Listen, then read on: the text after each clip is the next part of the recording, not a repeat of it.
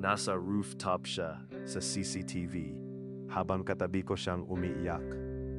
Sa isang maliit na private college sa Dumaguete nangyari ito. Second year ako noon.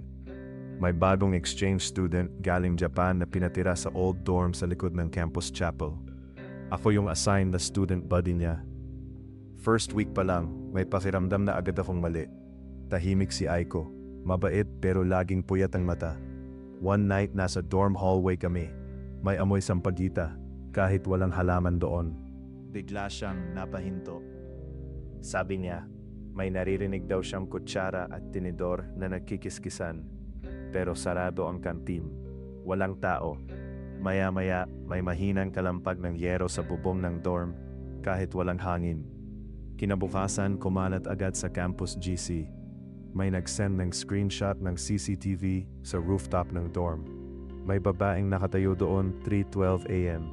Long hair, payat, parang si Aiko. Imposible dapat. Locked ang rooftop gate. Nang gabing iyon, nasa study hall siya kasama ko. Tahimik lang siya habang nagbabasa. Pero every few minutes, tumitingin siya sa kisame. Parang may naglalakad sa taas namin. Mabigat. Daan-dahan. Third night, umiyak na siya. Sabi niya, may babaeng sumusunod sa kanya mula pa raw airport. Akala niya jet lag lang. Pero habang nagsasalita siya, nag-vibrate phone ko. Campus security. Nagpadala sila ng live CCTV clip. Doon ako nanlamig. Sa screen, malinaw, si Aiko, nakatayo sa rooftop, nakaharap sa camera. Pero katabi ko siya, sa dorm bench, umiiyak. Nang iangat ko ulit ang mata ko sa screen, yung nasa rooftop, numiti, mabagal, parang may alam siya. Tumakbo security, papuntang rooftop. Locked pa rin ang gate. Walang tao, pero may basang footprint sa semento, paa ng babae.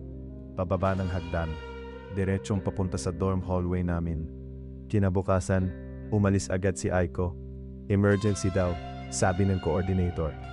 Pero bago siya sumakay ng van, bumulong siya sa akin. Sabi niya, hindi raw siya ang sinusundan. Hanggang ngayon, may bagong exchange students pa rin sa dorm na iyon. Minsan may nagpo-post sa campus page ng CCTV screenshot. May babaeng nakatayo sa rooftop. Payat, long hair, hindi gumagalaw. At minsan, kamukha ng bagong dating. Kung may kilala kang nakatira sa dorm ng lumang college buildings, itag mo sila. Kung narinig mo na rin yung kubyerto sa gabi, i-comment mo agad.